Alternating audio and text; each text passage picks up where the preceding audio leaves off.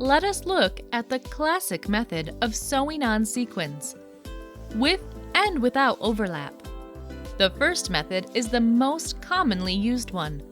I slip a cupped sequin on the needle with the cup facing down. Then I pick up a seed bead or a larger bead and bring the needle back through the hole in the sequin, thereby securing the sequin with the bead.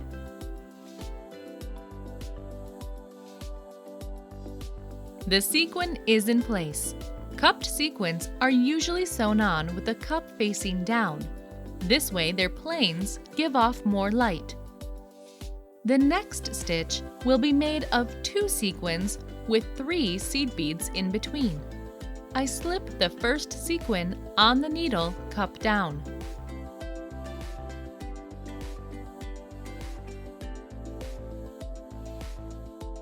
Pick up 3 seed beads and slip the second sequin on the needle with the cup facing up.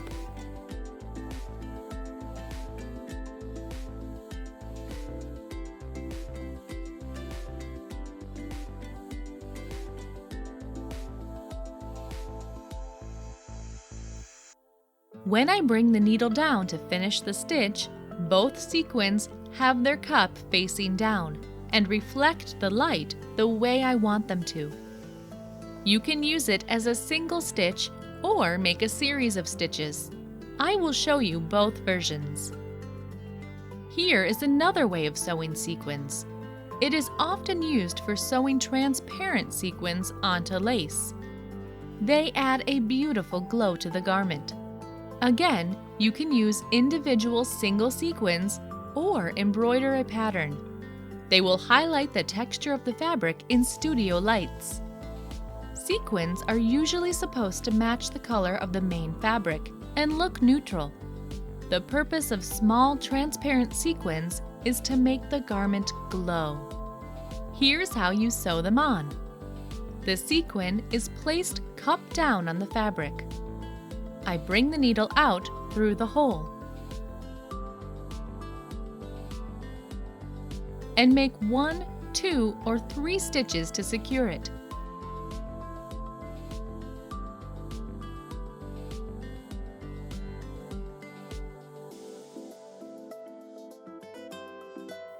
I won't need seed beads here. Choose transparent thread or thread of a matching color. It should be unnoticeable and yet robust enough to hold the sequin in place.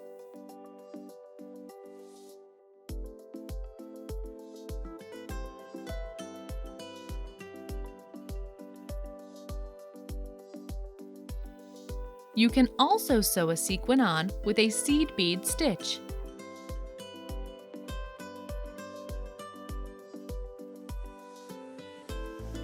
I slip a sequin on the needle with the cup facing up and pick up 6 seed beads. This method is good for decorating the middle of a flower, for example. You can make such stitches in the round or arrange them in a line. All these versions will look beautiful and produce different effects. It all depends on the idea. Here is another version, and it works really well with rather large beads, but you can also try it with smaller beads. I arrange a sequin in the traditional way. Pick up a bead, and then bring the needle down at the side of the sequin and not through the hole in the middle. The bead, especially when large enough, thereby pulls on the sequin and tilts it down, which creates a different kind of shine.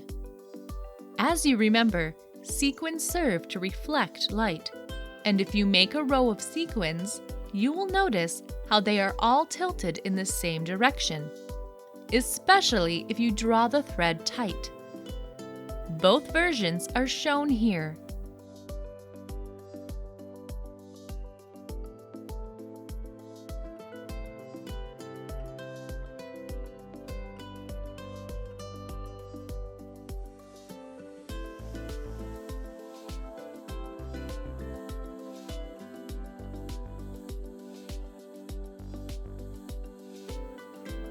Now, let's talk about rows of sequins.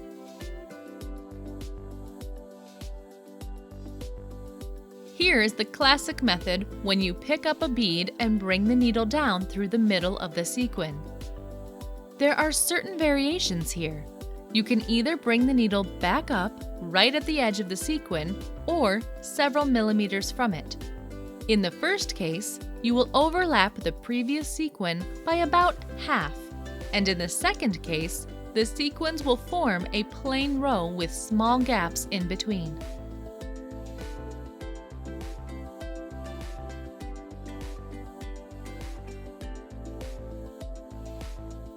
Let me show you how to sew sequins on with overlap.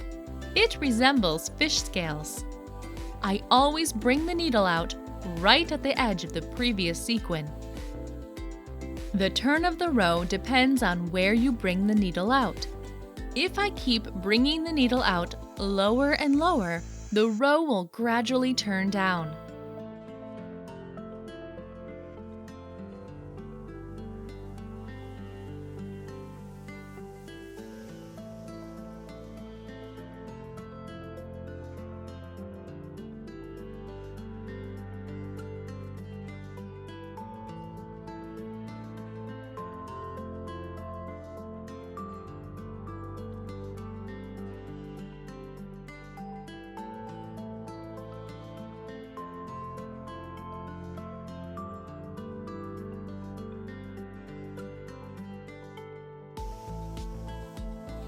And now I will show you a plain row of standard 6mm sequins with gaps in between.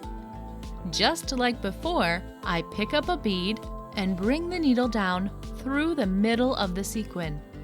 And then I bring the needle back up, not at the edge of the previous sequin, but at a distance which equals about half of its width.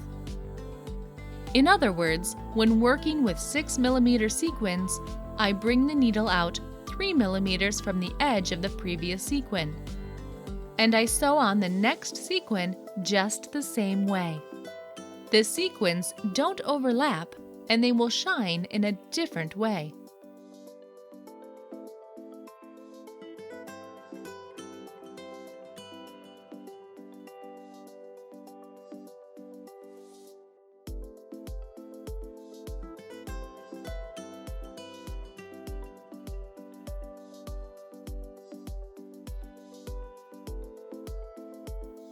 The first version is a better choice when you need to make a smooth transition. Some dresses are partially made of sequin fabric and partially made of mesh fabric. And then you need to disguise the border between the two. Rows of overlapping sequins work great in this case. And rows made of non-overlapping sequins are better for highlighting certain parts of motifs.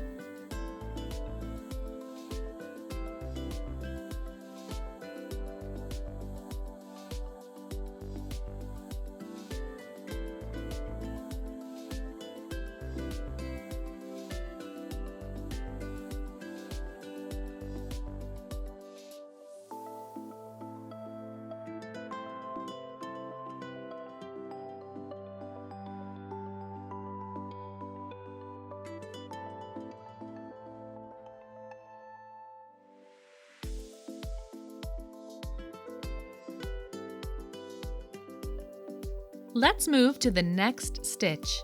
Sequin, seed beads, sequin. Again, there are two variations here.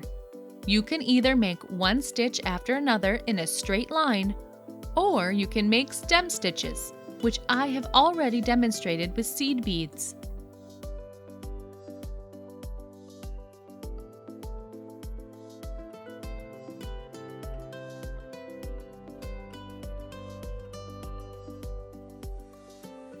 You can do the same thing with sequins. Let me make a plain row of stitches first. I slip a sequin on the needle with the cup facing up.